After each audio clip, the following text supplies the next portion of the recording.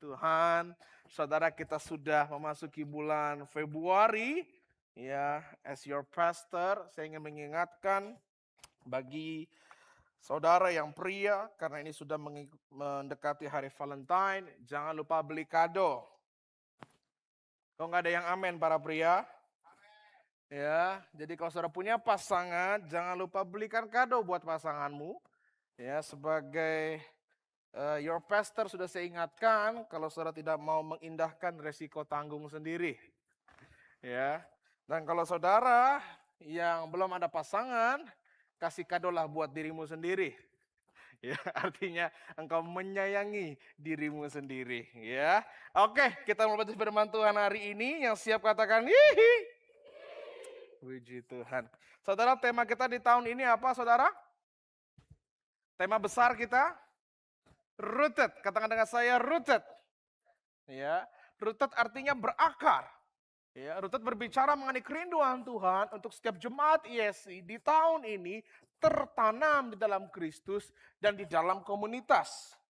Saya katakan tertanam, saudara, bukan tertancap. Ya, kalau tertanam dan tertancap, mungkin secara bentuk bisa sama. Sama-sama di dalam tanah, ya. Tapi berbedanya adalah kalau tertancap tidak ada akar di situ. Tidak ada fondasi di situ. Tapi kalau saudara tertanam, artinya saudara mengakar. Sehingga saudara bisa punya pertumbuhan yang apa kita katakan yang sehat. Yang utuh. Kalau saudara tidak mengakar, saudara akan tumbuh dan bisa layu, saudara. Itu mengapa saudara harus mengakar tahun ini, rooted. Ya, sehingga saudara punya pertumbuhan yang sehat, maka apa yang Tuhan inginkan untuk terjadi dalam hidup saudara, itu saudara berbuah lebat, itu bisa terjadi dalam hidup saudara. Berbuah lebat itu dampak saudara, akibat, itu tidak perlu kita kejar, tidak perlu kita usahakan. Buah yang keluar dari kehidupan kita itu adalah refleksi dari akar. Ya, ini pernah saya sampaikan bulan lalu, itu mengapa yang perlu kita perhatikan di sepanjang tahun ini adalah akarnya. Ya, di mana kita tertanam, itu yang menjadi pertanyaan kunci, saudara, di tahun ini. Nah, hari ini kita juga akan masuk lebih dalam, bulan ini khususnya, saudara. Kita akan lihat lebih dalam, karena ada satu hal yang penting yang kita perlu untuk, kalau kita katakan align, kita selaraskan, atau mungkin kita perlu koreksi dalam hidup kita, yaitu tentang pemahaman tentang siapa kita. Atau bicara tentang identitas. Itu mengapa tema bulan ini adalah rooted in identity. Katakan dengan saya, rooted in identity. Nah, saudara, kita akan melihat yang paling pertama, mengapa sih identitas itu begitu penting untuk kita perhatikan. Ya, identitas bicara mengenai sebuah pertanyaan, who am I? Siapakah saya ini? Ya, siapakah saya itu bisa ditentukan oleh banyak hal. Ada orang yang membangun identitasnya dari apa kata keluarga, dari apa kata orang lain, atau dari pengalaman hidupnya, ya, ataupun dari apa yang dikejar, yang dicapai, itu membentuk identitas. Who am I? Siapa saya? Ya, mengapa hal ini penting? Karena pertanyaan ini mengenai who am I, saudara harus bisa jawab. Ya, kalau saudara bisa jawab pertanyaan mengenai who am I, saudara akan bisa mudah menemukan tujuan hidup saudara. Yang berbicara mengenai why am I here, kenapa saya ada di sini. Karena identitas itu menentukan tujuan hidup kita. Dan tujuan saudara itu juga menentukan bagaimana potensi yang Tuhan beri dalam hidup kita. Bisa bicara mengenai bakat, talenta, karunia yang berbeda-beda setiap orang, itu dapat kita gunakan. What can I do? Apa yang bisa saya lakukan dengan potensi yang Tuhan beri? Dan saya mau katakan semuanya itu mencerminkan siapa sang pencipta. Itu mengapa identitas itu begitu penting. Nah, untuk supaya saudara bisa memahami lebih mudah, saya akan gambarkan saudara dengan kursi yang ada di depan saudara. Ya, kita sepakat bahwa identitas dari barang ini kita sebut sebagai kursi. Betul ya? Saudara sepakat dengan saya? Nggak ada yang berkata ini meja kan? Ini adalah kursi, saudara. Dan dari identitas dia sebagai kursi, dia punya purpose, punya tujuan. Sang pencipta ketika menentukan identitasnya sebagai kursi, juga tersedia tujuan bagi dia. Apa saudara tujuan dari kursi? Ini bukan pertanyaan yang sulit, saudara. Karena saudara sedang melakukannya juga. Apa tujuan utama dari kursi? Duduk. Kursi ini didesain untuk diduduki, saudara. Sehingga kursi ini bisa menanggung, bisa menahan beban kita yang berbeda-beda. Dengan bentuk badan kita yang berbeda-beda. Sehingga semua orang bisa duduk dengan aman dan nyaman. Ya. Tapi kalau tiba-tiba kursi yang saudara duduki ambruk. Ya, saudara jatuh ke lantai. Itu artinya kursi itu tidak menjalankan fungsinya, tugasnya, tujuannya dengan baik. Siapa yang pernah kalau lagi duduk di kursi lalu jatuh, saudara, karena kursinya ambruk? Oh, jarang. Emang itu karena biasanya hanya orang-orang gendut saja, saudara. Seperti saya. Ya. Jadi saya pernah lagi makan bakso, saudara. Ya, kalau bakso kursinya nggak mungkin kayak gini kan? Nggak ada bakso kursinya bagus begini. Biasa pakai kursi plastik warna hijau, saudara. Ya kan, saya lagi asik-asik duduk, di situ lagi makan bakso, tiba-tiba gudubrak, saudara. Kursinya patah. Sakit gak? Sakit, saudara. Tapi sakitnya gak seberapa. Malunya itu, saudara. Dilihatin orang, diketawain orang. Hah? Jatuh, waduh malunya gak ketolongan, saudara. Ya. Tapi ketika saya jatuh, itu saya tahu artinya ini kursi ini tidak menjalankan fungsinya dengan baik. Jadi next time, saya sudah tahu, saya sudah was-was. Kalau saya ketemu kursi plastik warna hijau, yang gak ada senderannya, apa yang dilakukan biasa? Timpa dua. Ya kan? Walaupun makanya dia agak ketinggian dikit, tapi ya supaya aman, saudara. Tapi ketika kalau saudara duduk hari ini, dan kursinya aman, dan nyaman, itu artinya kursi ini menjalankan fungsinya dengan baik. Ya. Bahkan saking baiknya, saudara duduk dengan tenang, ada kedamaian, sampai biasanya ada yang tidur waktu ibadah, saudara. Karena kursinya bagus. Ya, kalau ada yang tersinggung bagus, saudara. Nanti kalau ada yang tidur, saudara bilang, kursinya bagus ya. Gitu. Saya saudara tidur di situ. Ya, artinya ketika kita sampai bisa aman, tenang, sudah saudara bertahun-tahun datang gereja ini, gak pernah ada yang ambruk, saudara langsung bisa berkata juga, siapa ya yang nyutain kursi ini ya? Bagus ya kursinya ya. Berarti bagus nih yang desain kursi ini nih, nyaman, enak. Saya duduk lama gak sakit pinggang duduk di sini. Gitu. Tapi kalau saudara duduk, setiap minggu ada yang ambruk, saudara gak tahu di mana, tiba-tiba ada yang ambruk, saudara pasti bilang, ini siapa sih nyiptain kursi ini nih? Kok jelek banget ya? Kok kursi ini, kalau saya duduk lama kok sakit pinggang ya? Ini gimana sih desainnya nih? Siapa sih yang buat? Gitu. Itu apa saya katakan tadi, saudara, mengenai identitas, mengenai tujuan, mengenai potensi, itu akan mencerminkan siapa sang pencipta. Kalau produk itu bagus, itu akan mengharumkan nama sang pencipta. Tapi kalau produknya jelek, itu akan menjelekkan nama sang pencipta, saudara. Sama dalam kehidupan kita. Ya. Kalau kita dalam hidup ini mengerti identitas kita, tujuan hidup kita, kita tahu apa yang kita lakukan dengan potensi kita dengan baik, dengan benar, dan orang banyak merasakan manfaat dari kehidupan kita, yang dikatakan berbuah, saudara. Artinya ketika orang bertemu dengan kita, buah itu dirasakan manis. Oh, buah itu enak, bisa dinikmati, jadi berkat, membawa keuntungan, maka orang akan lihat, oh ini mah anak Tuhan. Tapi kalau ternyata dari hidupnya, ya, karena kita mungkin kadang tidak tahu identitas kita seperti apa, sehingga tujuan hidup kita bingung, potensi kita gunakan juga jadi keliru, maka orang akan berkata, ini kok begini anak Tuhan. Saya punya sederhana, saudara. Kalau misalnya tadi kursi yang kita dudukin ini tadi, ya, lalu kursi ini misalnya kita bayangkan dia bisa berkata, saya ini meja, saya bukan kursi. Sang pencipta berkata, kamu ini kursi. Tapi dia berkata, enggak, saya ini meja, saya bukan kursi. Kira-kira bisa enggak saudara dia jadi meja? Bisa aja. Karena meja fungsinya adalah untuk menaruh barang. Jadi mungkin kita bisa taruh barang di sini dan difungsikan sebagai meja. Banyak dari saudara kalau ke kondangan biasa kan makannya di kursi juga kan. Gitu. Jadi bisa digunakan sebagai meja. Tapi apakah dengan kursi digunakan sebagai meja, apakah dia menjadi maksimal? Enggak. Kursi didesain punya potensi untuk menanggung beban. Ya beban kita beda-beda semua saudara. Tapi saya 40 kilo dalam iman. Ya kan? Tapi dia bisa menanggung beban saya dengan baik. Tapi kalau kita gunakan desanya sebagai meja, hanya untuk taruh barang-barang yang kecil-kecil saja, dia potensinya tidak jadi maksimal dalam hidupnya. Kalau dia salah dalam mengartikan identitasnya.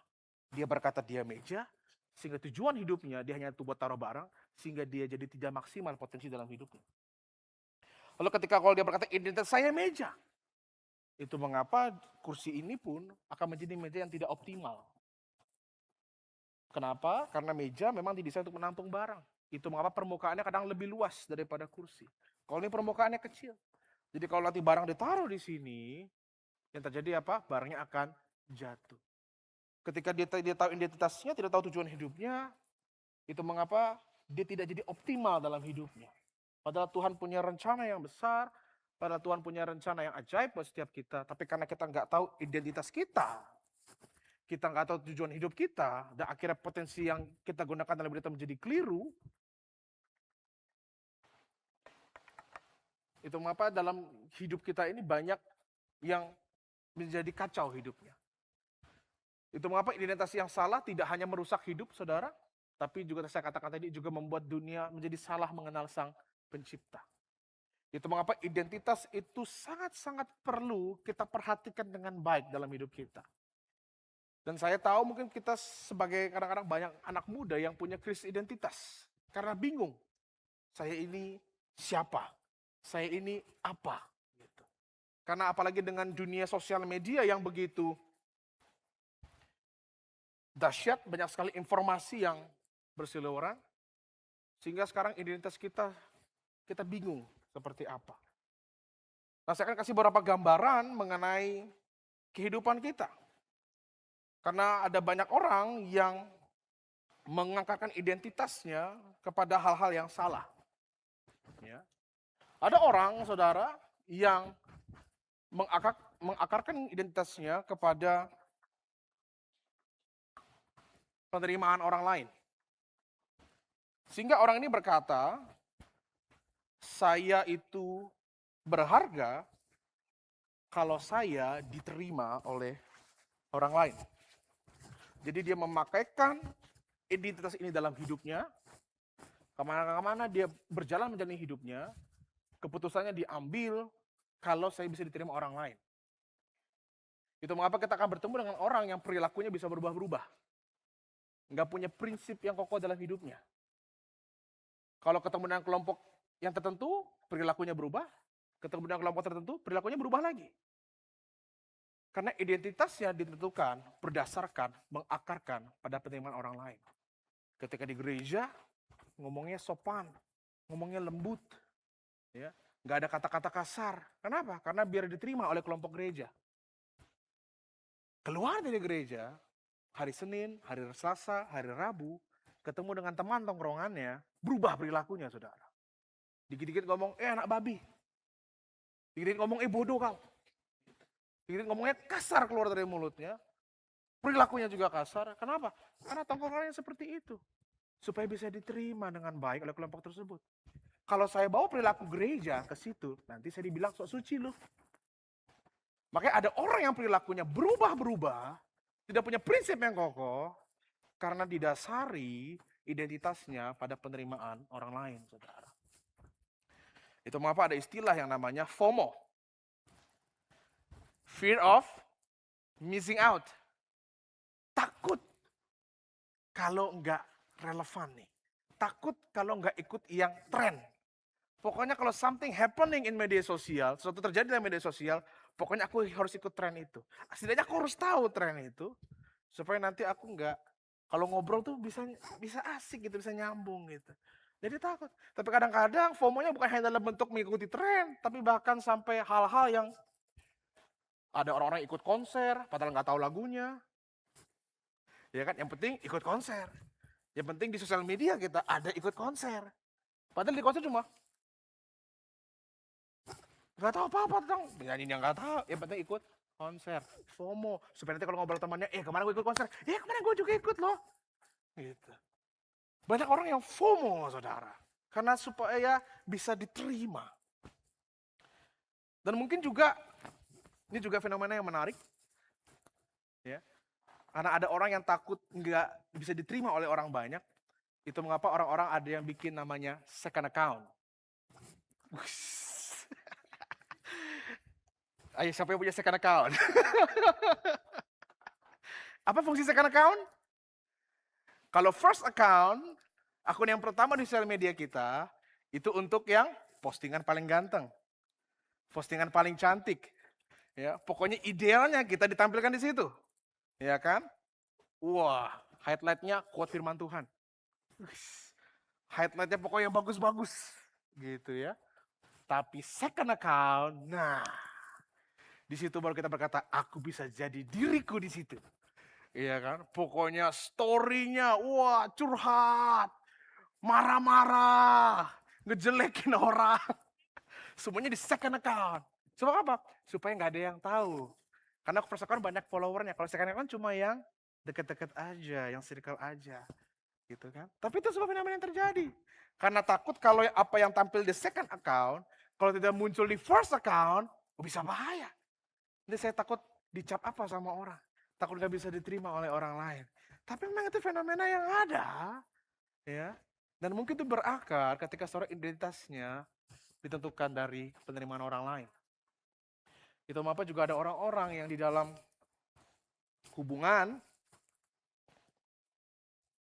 dalam pacaran maybe, walaupun mungkin sudah nggak dihargai, sudah sering diremehkan, sudah mungkin pacarannya abusive, ada abuse secara verbal, mungkin secara emosi, tapi saudara tetap bertahan. Kenapa? Karena saya takut ditinggalkan, saya takut sendirian, saya takut kalau nggak ada yang nerima saya lagi. Yang penting saya punya pasangan aja, walaupun sakit. Bodoh. Enggak, sorry. Tapi orang seperti itu, saudara. Ya, rela untuk bertahan dalam hubungan itu begitu lama. Tapi saya nggak bicara hanya pacaran aja. Ada juga dalam pertemanan. Ada orang-orang yang rela untuk mentoleransi sesuatu yang bertentangan dengan dirinya supaya bisa diterima.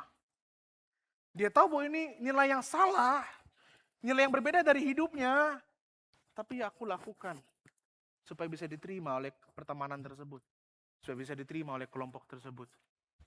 Walaupun bertentangan dengan nilai-nilai yang kupercayai, supaya bisa tetap diterima. Saya berharga kalau saya diterima oleh orang lain. Itu mengapa kita harus cek identitas kita. Ada juga orang yang menaruh identitasnya pada prestasi dan performa. Jadi orang ini mengatakan saya berharga kalau performa saya baik, performa saya bagus. Jadi orang seperti ini, saudara, sangat takut sekali kalau dikritik. Saya juga dulu begitu. Saya dulu kuliah musik, saudara. Saya juga pernah masuk ke dalam industri musik. Jadi saya harus perform dengan baik. Main musik dengan baik. Karena kalau saya perform jelek, langsung di blacklist. Nggak akan bisa diterima lagi. Sehingga pokoknya saya harus perform yang baik. Saya latihan berjam-jam. Bahkan sampai subuh saya latihan. Supaya apa? Supaya saya bisa perform dengan baik. Dan ketika saya selesai perform, tiba-tiba ada yang kritik saya, tiba-tiba ada yang bilang, kayaknya kamu salah deh. Saya jadi down, saudara. Downnya itu bukan yang mungkin sehari lalu, enggak. Saya bisa semingguan merenungkan kesalahan yang saya lakukan. Sehingga membuat saya jadi nggak maksimal dalam menjalani hari-hari saya terus bergulat di situ. Aduh, kenapa ya kemarin aku mainnya gini ya? Mestinya aku main lebih baik ya. Mestinya aku bisa lakukan yang kayak begini ya. Merasa dirinya nggak berharga ketika tidak perform dengan baik. Dan jujur, ketika saya awal-awal pelayanan juga terbawa, saudara. Hampir terjebak di situ. Kalau saya khotbah, saya harus khotbah perform dengan baik. Harus tampil dengan baik. Khotbah dengan baik. Dan kalau saya mulai ditegur, mulai dikritik, down saya. Langsung gak enak moodnya seharian. Tapi saudara, mungkin ada juga yang seperti itu. Yang gak bisa ditegur. Bahkan ketika saudara ditegur, responnya bukan down lagi. Marah, ngambek. Gitu. Langsung tinggalkan. Gitu. Karena identitasnya berakar pada prestasi dan performa. Mungkin ada juga dari kita, yang mengakarkan diri kita, identitasnya pada masa lalu. Jadi, masa lalu itu bukan lagi masa lalu, bukan lagi sejarah, tapi sekarang masa lalu mempengaruhi hidup kita saat ini, karena ini menjadi identitas kita sekarang. Kemana-mana kita pergi, kita berkata, saya begini, karena dulu saya pernah dilakukan begitu. Itu mengapa saya begini, udah gak bisa diubah. Jadi jangan harap saya untuk berubah dong. Saya begini karena orang tua saya begitu dulu. Saya begini karena keadaan saya. Ada orang-orang saudara yang luka begitu dalam karena pengalaman-pengalaman yang saudara pernah lalui. Sehingga masa lalu itu sekarang menentukan bagaimana saudara mengambil keputusan.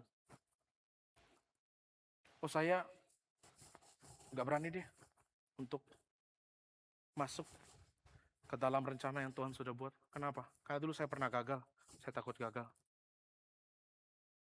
Ada yang lagi pengen deketin anak Tuhan, tapi gak mau deh. Kenapa? Karena saya pernah dilukai. Saya takut dilukai lagi. Saya takut dihianati lagi. Karena ada hal-hal yang Tuhan mau kerjakan dalam hidup saudara, tapi karena masa lalu menguasai saudara, maka saudara gak bisa move on. Gak bisa maju. Karena saudara berakar identitas saudara pada masa lalu. Dan mungkin juga ada dari kita yang mengarahkan hidupnya pada harta dan status. Jadi saya berharga, ini sudah agak susah saudara.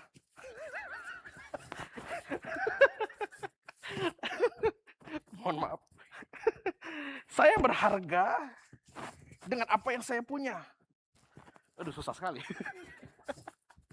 Ya, saya berharga dengan apa yang saya punya. Jadi kalau saya punya barang-barang yang branded, saya berharga.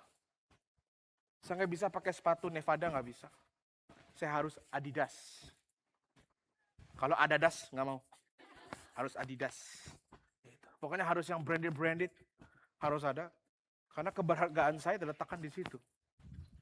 Sampai ada orang yang rela untuk pinjol, untuk berutang, cuma karena supaya punya barang-barang yang branded. Walaupun nggak punya ekonomi yang mendukung, tapi diusahakan supaya bisa punya barang-barang seperti itu. Karena rasa berharganya ditentukan dari apa yang dia pakai, dari apa yang dia punya. Itu mengapa ada orang-orang yang hidupnya ketika punya kekayaan, dia tenang, dia happy, dia katakan, saya bahagia karena saya punya uang. Tapi ketika kekayaan itu mulai menurun, stres, bisa jadi gila, merasa hidupnya gak berharga lagi, karena udah gak punya kekayaan yang semestinya ada. Tapi ada orang-orang yang berakar seperti itu, saudara. Dan saya sampaikan hal ini bukan untuk menunjukkan siapa yang lebih rohani, siapa yang gak rohani, enggak, saudara. Tapi semua ini adalah cermin. Katakan dengan saya cermin. Cermin tentang apa yang bisa terjadi pada siapapun ketika identitas hidup kita berakar pada sesuatu yang salah. Pada siapapun. Termasuk dengan saya sebagai pendeta juga begitu. Banyak juga. Ternyata identitasnya ditentukan dari pelayanannya. Ada juga yang seperti itu, saudara. Jadi tidak terlepas. Ini bisa terjadi di semua orang.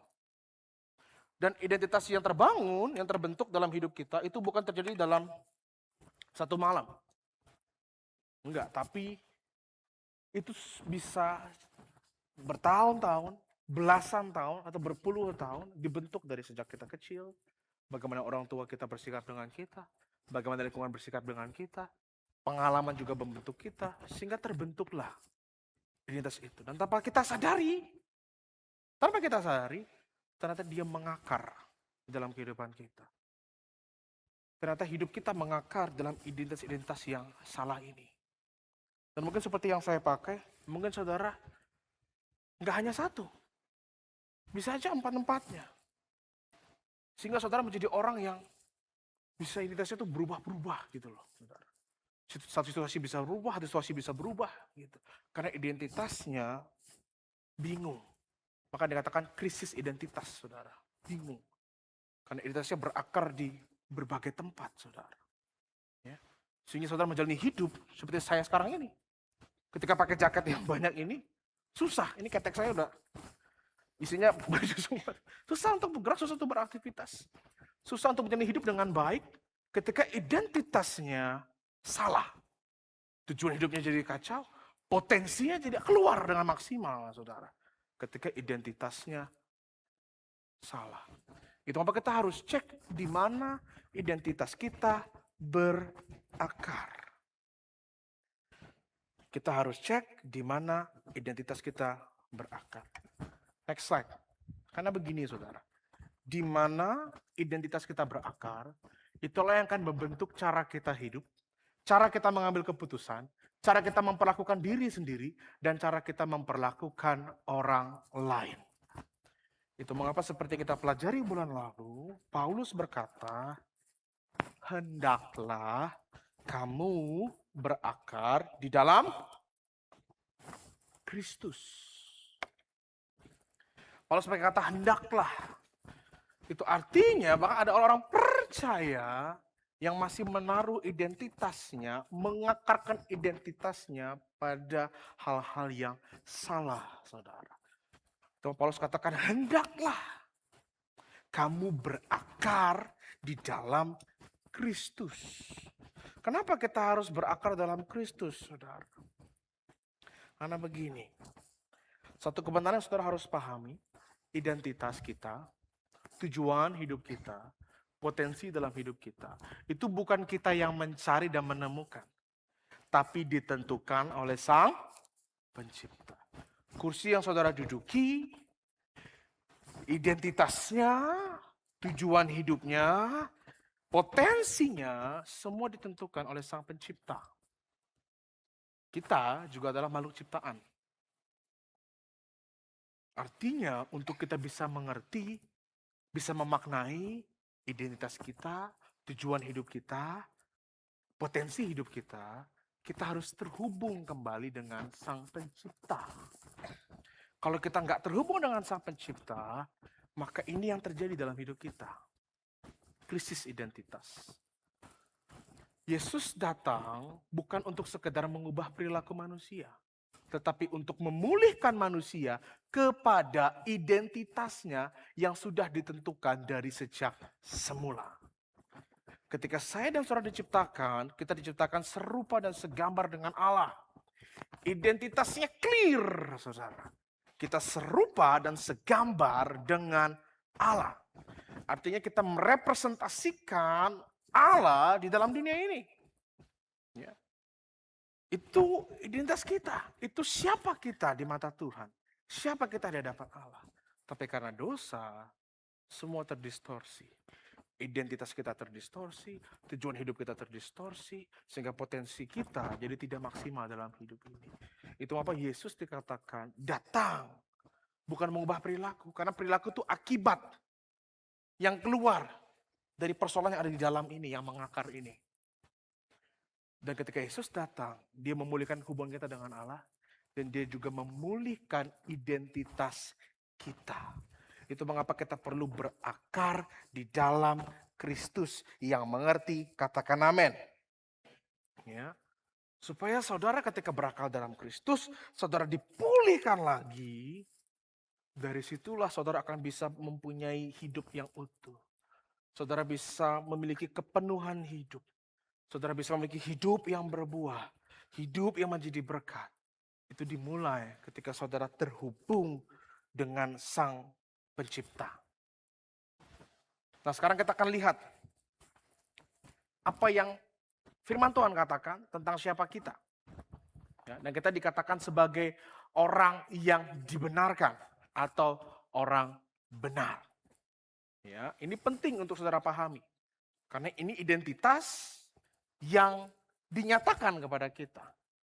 Ya, kita dipulihkan lagi menjadi orang benar. Ya. Kita baca ayatnya sama-sama yuk, Roma 3 ayat 23 sampai 24. 1, 2, 3. Karena semua orang telah berbuat dosa dan telah kehilangan kemuliaan Allah. Dan oleh kasih karunia telah dibenarkan dengan cuma-cuma karena penebusan dalam Kristus Yesus.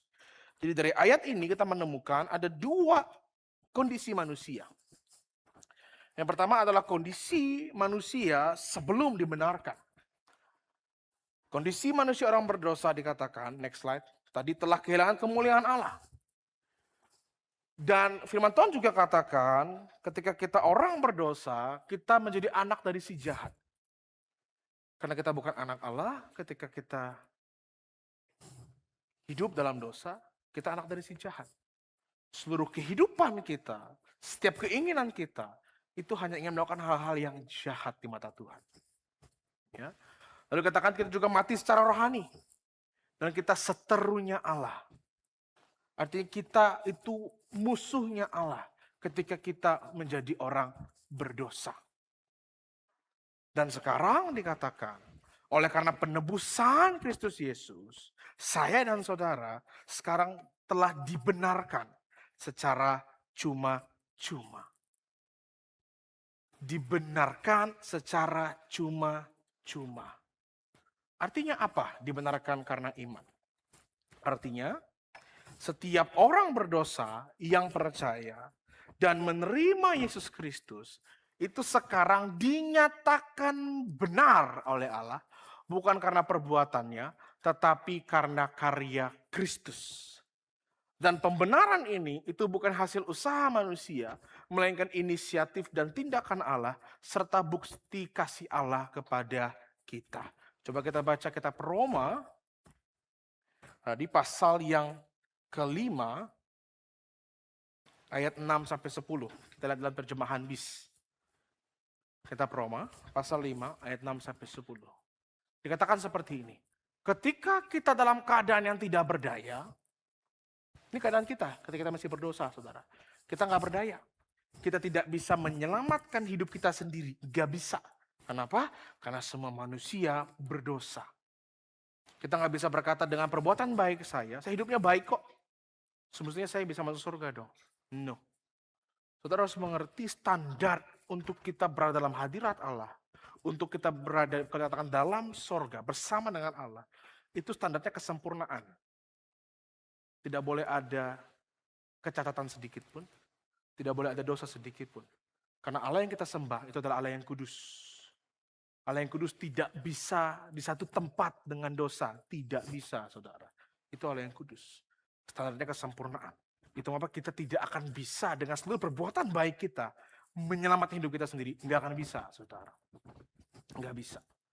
Nah, saat kita nggak berdaya itu, firman Tuhan katakan, Kristus mati untuk kita. Pada waktu yang tepat, yang ditentukan oleh Allah. Padahal kita ini orang-orang yang jauh dari Allah. Next, ayat 7. Untuk seorang yang adil pun, sukar orang mau mati. Artinya untuk mengorbankan nyawanya bagi orang yang adil, kayaknya masih agak sulit. Ya barangkali untuk seorang yang baik, kalau mungkin orang ini baik, yes mungkin kita masih mau untuk mengorbankan nyawa kita. Ada juga orang yang berani mati. Ayat 8. Tetapi Allah itu menyatakan kasih-Nya kepada kita. Kenapa? Karena Kristus itu mati bagi kita pada waktu kita masih berdosa. Pada waktu kita masih tidak layak. Pada waktu kita masih menjadi musuhnya Allah. Disitulah Allah menyatakan kasih-Nya. Kristus mati bagi kita. Ayat 9. Sekarang kita sudah berbaik kembali dengan Allah melalui kematian Kristus. Karena itu pasti kita akan diselamatkan juga dari murka Allah oleh Kristus. Ayat 10. Kalau pada masa kita bermusuhan dengan Allah, kita didamaikan dengannya melalui kematian anaknya. Apalagi sekarang, sesudah hubungan kita dengan Allah baik kembali. Tentu kita akan diselamatkan juga melalui hidup Kristus. Yang percaya katakan amin. Jadi kita dibenarkan saudara, itu bukan karena perbuatan kita. Enggak. Tapi karena tindakan Allah, inisiatif Allah, sehingga Kristus mati bagi kita, sehingga sekarang melalui pengorbanan Kristus, setiap orang yang percaya dan menerima Yesus dinyatakan benar. Saya nggak tahu kapan saudara terima Yesus, mungkin ada yang minggu lalu, mungkin ada juga yang bulan lalu, ada yang tahun lalu, atau mungkin belasan tahun lalu, atau mungkin puluhan tahun lalu. Tapi saudara harus mengerti ini. Ketika saudara percaya kepada Yesus, saudara betul menerima dia sebagai Tuhan dan Juru Selamat atas hidup saudara, di saat itu juga lah Allah menyatakan kita sebagai orang benar. Amin. Saat itu, ketika Allah menyatakan kita sebagai orang benar, itu yang berubah, saudara, adalah statusnya. Ya, next slide. Itu apa dikatakan seperti ini. Dibenarkan itu merupakan istilah hukum. Di mana status hukum seseorang telah diputuskan oleh Allah sebagai hakim yang adil. Menyatakan bahwa orang yang percaya kepada Yesus berstatus benar di hadapannya. Pembenaran ini adalah tindakan deklaratif, pernyataan. Itu pernyataan yang menetapkan atau menyatakan sesuatu sebagai fakta, status, atau realitas. Artinya ketika saya dan saudara percaya kepada Yesus, apapun itu kita sekarang dinyatakan statusnya benar di hadapan Allah. Statusnya berubah. Dulu orang berdosa, sekarang menjadi orang benar. Saya nggak bicara mengenai karakter kita yang berubah. Bukan. Ketika di dalam pengadilan seseorang dinyatakan tidak bersalah, kamu benar. Setelah pulang dari pengadilan tersebut, belum tentu hidupnya jadi benar. Yes. Kita juga sama seperti itu. Belum tentu juga setelah kita terima Yesus, hidup kita langsung 100% berubah. Langsung jadi benar semua. Enggak, saudara. Kita masih hidup di dalam dunia yang rusak ini. Kita masih hidup dalam tubuh yang fana ini, saudara. Yang masih namanya keinginan daging. Sehingga ketika kita jatuh, kita mengikuti keinginan daging, kita jatuh dalam dosa, saudara. Kita masih bisa jatuh dalam dosa. Tapi saya mau nyatakan, status kita di hadapan Allah itu sudah diketok palu. Pak! Tidak melihat apakah setelah itu hidup kita benar, kita menjalani hidup dengan benar atau tidak, status kita sudah benar di hadapan Allah. Jadi harus pahami ini dengan baik. Ketika Allah melihat saudara, saudara adalah orang benar. Itu adalah identitas setiap orang percaya. Katakan dengan saya adalah orang benar. Kok lemes? Karena terkadang agak sulit bagi kita untuk menyatakan seperti ini. Terkadang lebih sering kita nyatakannya, saya orang berdosa. Tapi hari ini saya mau sampaikan kepada saudara. Di mata Tuhan, saudara bukan lagi orang berdosa. Di mata Tuhan, saudara adalah orang benar. Itu mengapa ketika saudara datang dengan iman. Datang dengan keberanian. Karena di hadapan Allah, siapa kita di hadapan Allah?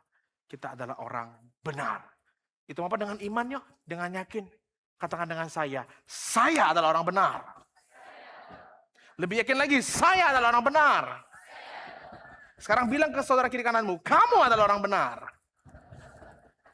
Yang percaya kita beri kemuliaan begitu kita yang dahsyat, saudara. Jadi identitas kita sekarang, kita dinyatakan melalui pengorbanan Yesus sebagai orang yang telah dibenarkan. Nah sekarang bagaimana kita menghidupi status ini?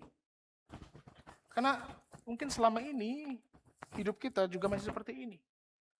Kalau kita masuk lagi di sini, saudara, udah gak akan bisa. Tangan saya juga nggak muat masuk di sini, saudara. Itu apa dengan kita Efesus? Boleh kita buka yuk. Dalam kitab Efesus pasal 4 ayat 21. Boleh ditampilkan. Kita Efesus pasal 4 ayat 21. Karena kamu telah mendengar tentang dia dan menerima pengajaran di dalam dia menurut kebenaran nyata dalam Yesus, ayat 22. Yaitu bahwa kamu berhubung dengan kehidupan kamu yang dahulu harus apa? Menanggalkan. Artinya mungkin selama ini kita sudah hidup seperti ini, sudah mengakar dalam hidup kita, maka hari ini ada undangan bagi setiap kita. Ayo kita cabut akar-akar yang salah, akar-akar yang di identitas yang salah, kita cabut, saudara. Dikatakan tanggalkan manusia lama. Artinya selama ini mungkin kita hidup karena harta, karena saya berharga kalau saya punya barang-barang mewah. Sekarang saudara harus tanggalkan manusia lama itu. Tanggalkan. Kalau selama ini kita bangun kehidupan kita berdasarkan masa lalu kita, hari ini juga kita tanggalkan. Kalau selama ini kita bangun identitas kita berdasarkan performa dan prestasi, tanggalkan. Kalau selama ini kita bangun hidup kita dari penerimaan orang lain, sekarang tanggalkan. Tanggalkan manusia lama, saudara. Lalu apa dikatakan lagi? Meninggalkan manusia lama yang menemui kebinasaan yang nafsunya menyesatkan, ayat 23. Dan ayat sebelumnya berarti, sorry. Oke, next, ayat 23. Supaya kamu dibaharui dalam roh dan pikiranmu, ayat 24. Dan apa dikatakan? Mengenakan. Jadi Paulus tulis itu seperti kayak kita pakai baju, mengenakan. Jadi saudara kita harus mengenakan manusia baru ini. Identitas baru ini dalam hidup kita. Bahwa saya dan saudara adalah orang yang telah dibenarkan. Ya, mengerti katakan amin. Ya. Saudara harus mulai untuk cabut akar-akar itu dan tanggalkan manusia lama itu. Dan sekarang mulai ambil keputusan hari demi hari untuk kenakan manusia baru ini. Kenakan identitas yang dipulihkan ini. Bahwa sekarang di mata Allah saya adalah orang benar.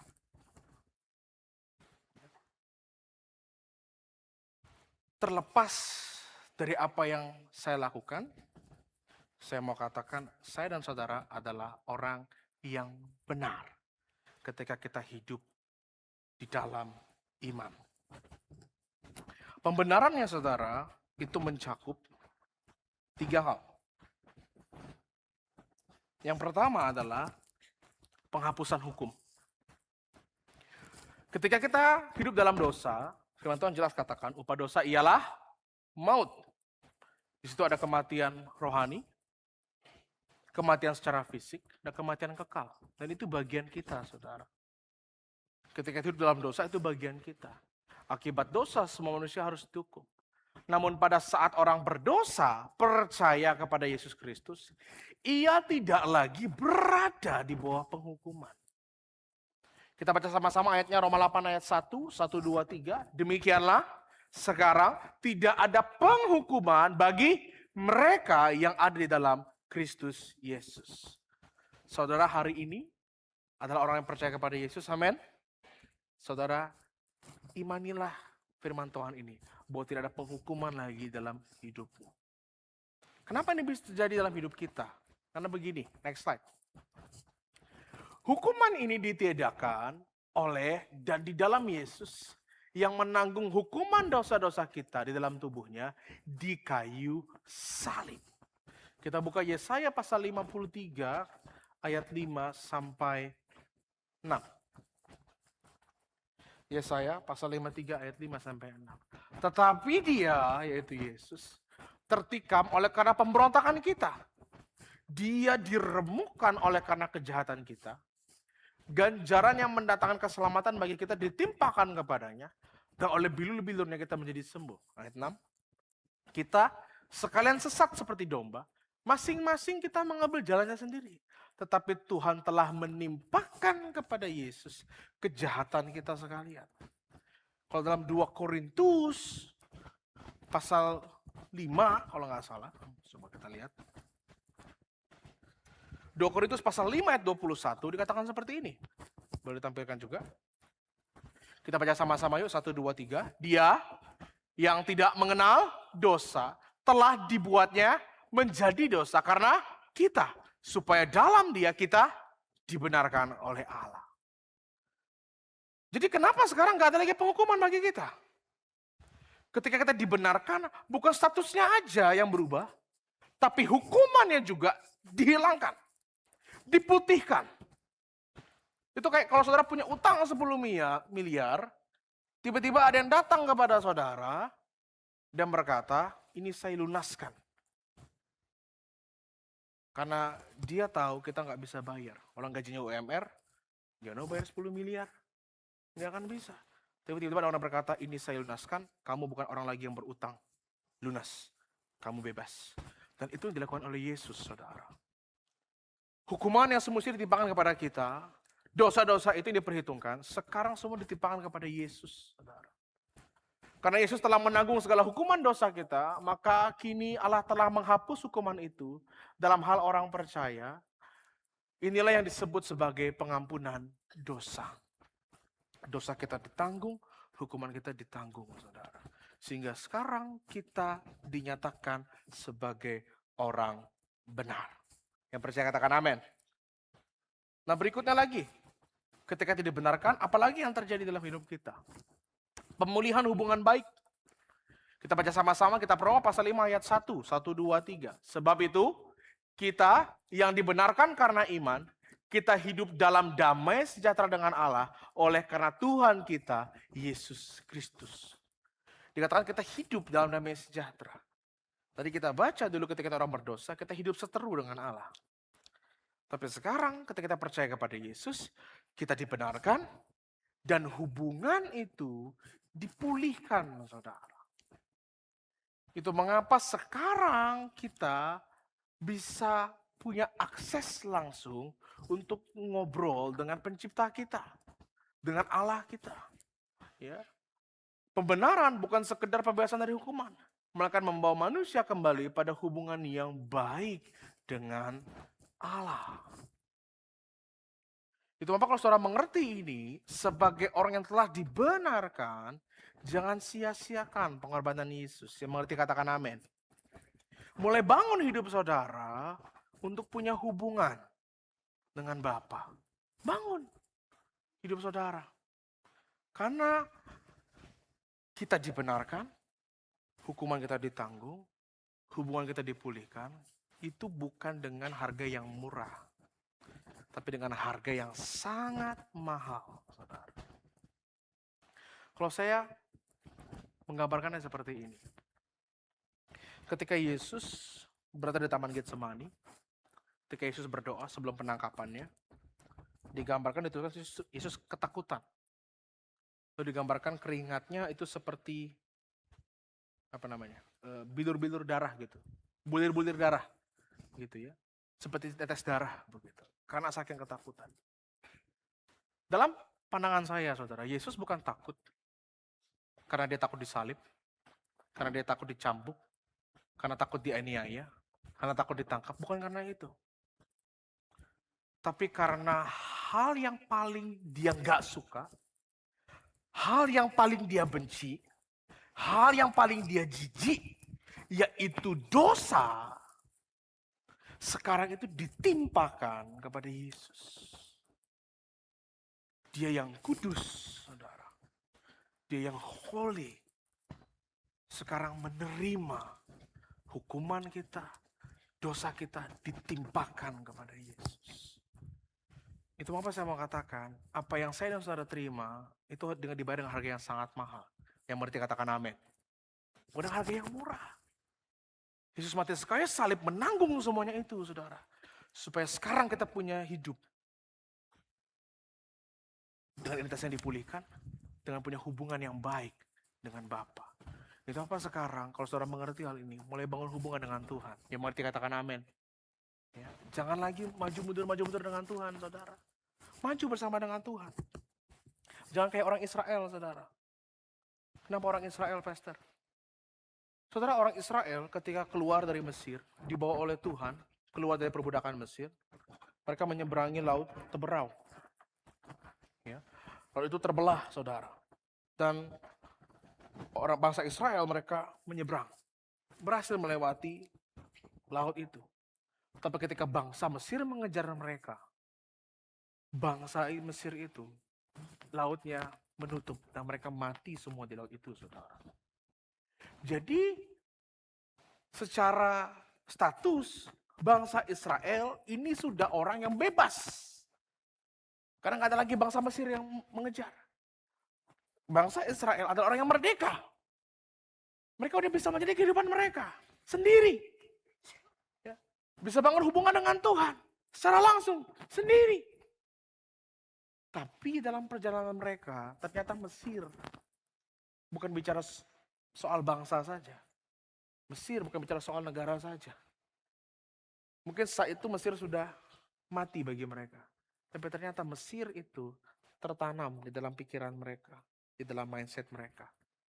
Itu apa ketika mereka dalam perjalanan, mereka adalah orang yang bebas, orang yang merdeka, tapi mereka selalu membandingkan dengan kehidupan mereka yang lama. Lebih enak loh di Mesir, makannya lebih enak.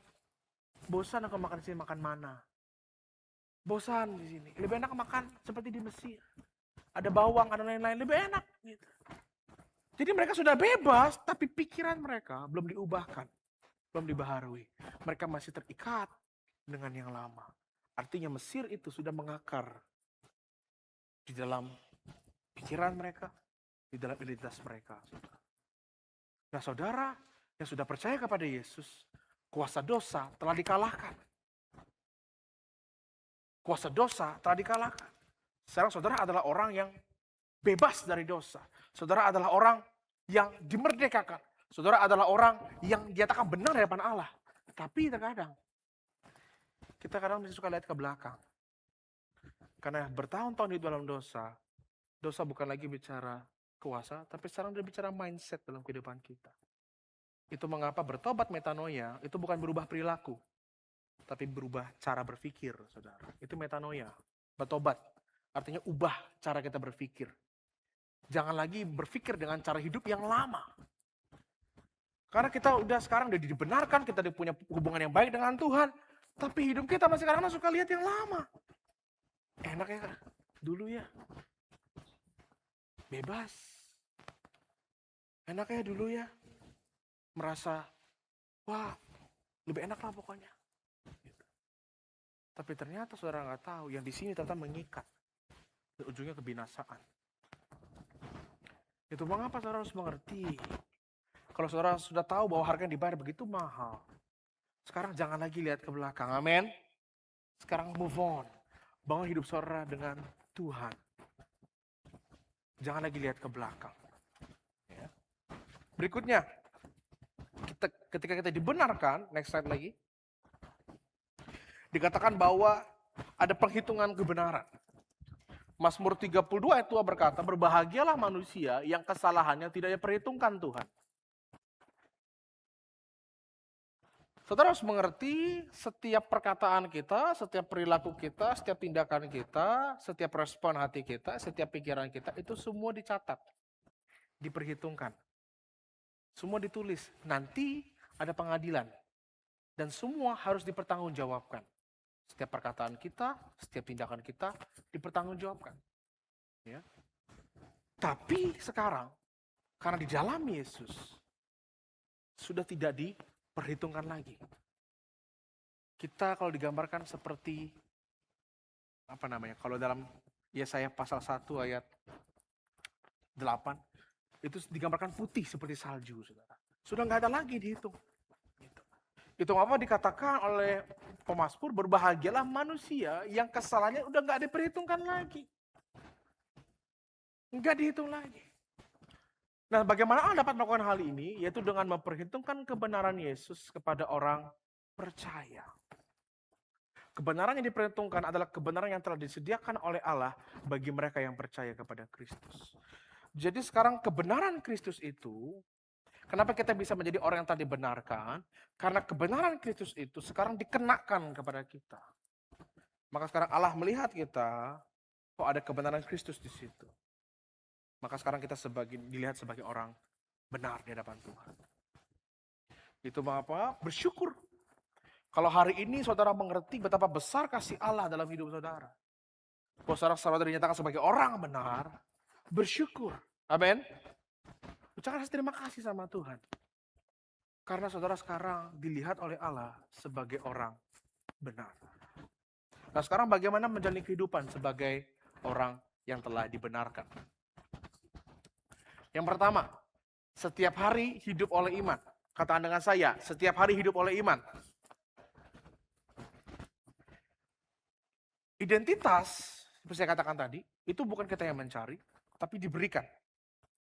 Artinya, identitas itu ketika dipulihkan dalam hidup kita, kita harus terima. Kita harus terima dengan iman. Kita harus nyatakan bahwa saya adalah orang yang telah dibenarkan. Kenapa ini perlu? Karena kita masih bisa jatuh dalam dosa.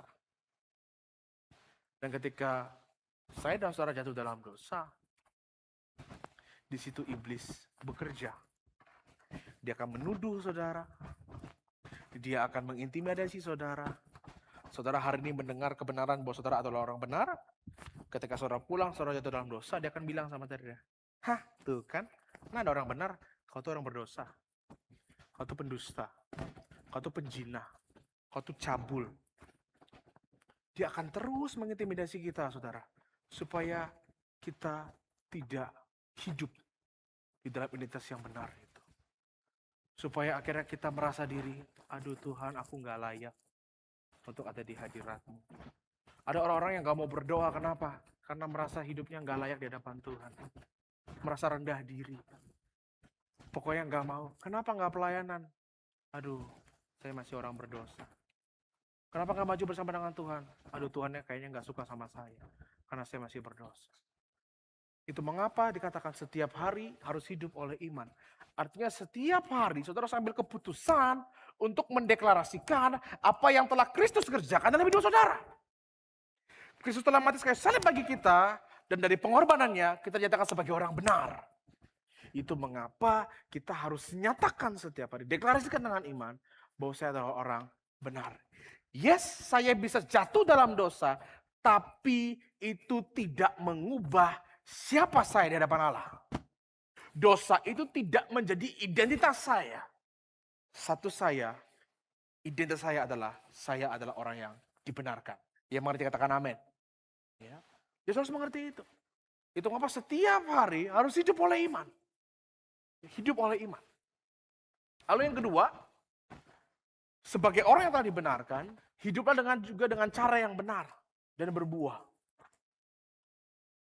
Kalau saudara dinyatakan sebagai orang yang benar, itu mengapa hiduplah dengan cara yang benar. Gambarnya seperti ini, saudara. Kalau saudara misalnya baru beli baju baru, pulang dari mall. Saudara mungkin beli baju putih seperti saya. Ya kan? Wah, saudara suka sekali dengan baju putih ini. Saudara nggak sabar saudara pakai. Wah, cuttingannya pas. Pokoknya tampilnya bagus. Putihnya juga bagus banget putihnya. Kalau saudara bawa makan bakso, saudara makannya dekat-dekat atau jauh-jauh? Hah? Ada baju baru warna putih, makannya dekat-dekat atau jauh-jauh? Jauh-jauh, kenapa? Supaya nggak nyiprat. Supaya nggak ada noda yang tertempel di baju ini. Karena ini baju yang baru harus saya jaga.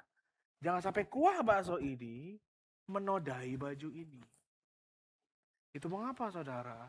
Ketika saudara sekarang dibenarkan, Saudara, hidup saudara dikenakan kebenaran Kristus dalam hidup saudara. Saudara adalah orang yang benar. Ketika saudara melihat ada lubang dosa di situ, ada kubangan dosa di situ, ada lumpur dosa itu, saudara jangan berkata, "Hore!" Wah! Terus saudara main-main dengan dosa, main lumpur di situ. Padahal pakai baju yang baru. Padahal pakai identitas yang baru. Tapi saudara main-main di lumpur. Wah, seru sekali ya, saudara main-main dengan dosa. Jangan. Amin. Hidup dengan cara yang benar. Kalau sekarang saudara tahu ini dibayar dengan harga yang sangat mahal, jangan mau lagi untuk hidup dalam dosa. Jangan mau lagi untuk main-main dengan dosa, saudara. Jangan mau. Kalau saudara tahu sudah ada lubang yang sama, yang saudara sering jatuh, ya saudara milih untuk menjauh dari hal tersebut. Jangan malah saudara mendekat. Kalau saudara ambil keputusan untuk hidup selaras dengan kebenaran firman Tuhan. Di hari-hari saudara, ambil keputusan untuk saya mau hidup selaras dengan kebenaran firman Tuhan. Jangan sampai apa yang telah dikerjakan begitu mahal dalam hidup saya dinyatakan sebagai orang benar, tapi malah saya main-main di lumpur. Malah saya tidur-tiduran di situ. Jangan. Bilang kiri kanannya, jangan main di lumpur. Ya, saudara adalah orang yang telah dibenarkan. Amin. Berikutnya, apabila kita jatuh di dalam dosa, katakan dengan saya, ingat. Lebih semangat lagi, ingat. Statusnya tetap sebagai orang yang telah dibenarkan di hadapan Allah. Ketika saya dan saudara jatuh dalam dosa, ingat status kita itu gak berubah. Status kita tetap benar di hadapan Allah. Allah tetap memandang kita sebagai orang benar, bukan orang berdosa. Ketika kita jatuh dalam dosa, itu saudara harus pahami dengan baik. Identitas yang dipulihkan dalam hidup kita itu bukan kayak saklar gitu, on off. Ya. Kalau saya tidak berbuat dosa, on dia. Kalau saya berbuat dosa, mati dia. Kalau saya tidak berbuat dosa, on lagi dia. Enggak begitu. Apa yang Allah kerjakan, yang Yesus kerjakan di kayu salib, itu selesai. Ketika saya percaya kepada Yesus, saudara percaya kepada Yesus, saudara dinyatakan sebagai orang benar. Statusnya enggak berubah. Dosa tidak merubah identitas saudara di mata Tuhan. Saudara tetap orang benar. Namun harus diperhatikan, apa yang terjadi kalau kita jatuh dalam dosa? Dosa itu mengganggu relasi persekutuan kita dengan Allah. Jadi hubungan kita dengan Allah terganggu, saudara. Karena tadi, iblis akan bekerja, mengintimidasi kita, membuat kita merasa nggak layak. Jadi kita kayak maju mundur dengan Tuhan gitu. Padahal semestinya kita sudah bisa maju, dipakai Tuhan dengan sungguh luar biasa dalam setiap area kehidupan kita, menjadi tujuan hidup kita, mengerjakan potensi yang Tuhan sudah beri. Tapi karena dosa, kita mundur lagi, mundur lagi, mundur lagi. Dosa tidak merubah status kita. Dosa merusak persekutuan kita dengan Tuhan. Sekarang next. Nah sekarang solusinya ada di dalam Kristus. Apabila kita jatuh dalam dosa. Yaitu kita bertobat dan mengakui segala dosa kita. Karena Yesus adalah pendamaian bagi segala dosa kita. Kita baca yuk 1 Yohanes pasal 2 ayat 1 sampai 2. 1 Yohanes pasal 2 ayat 1 sampai 2.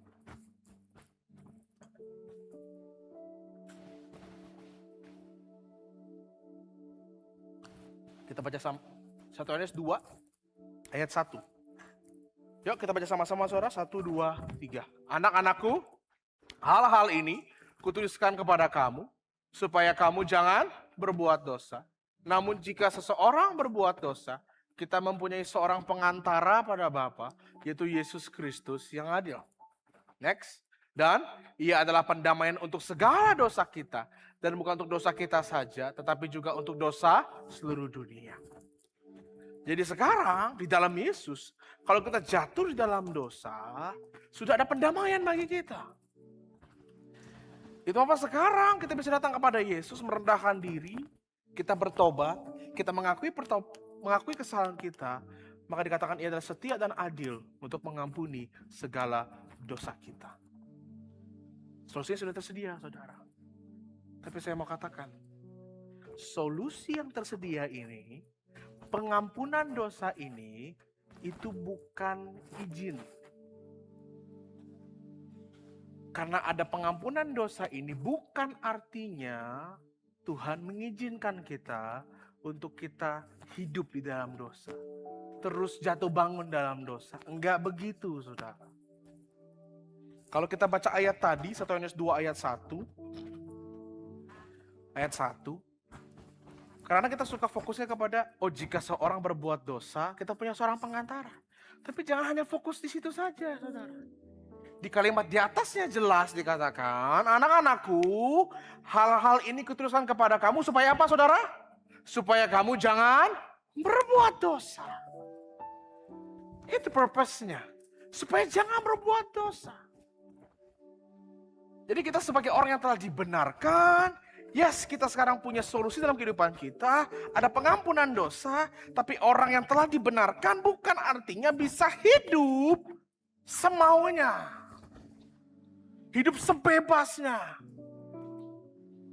Lalu kita katakan, ya kan sekarang udah tersedia pengampunan dosa, artinya santai-santai aja dong. Enggak begitu, saudara. Itu namanya kita mempermainkan kasih karunia Tuhan.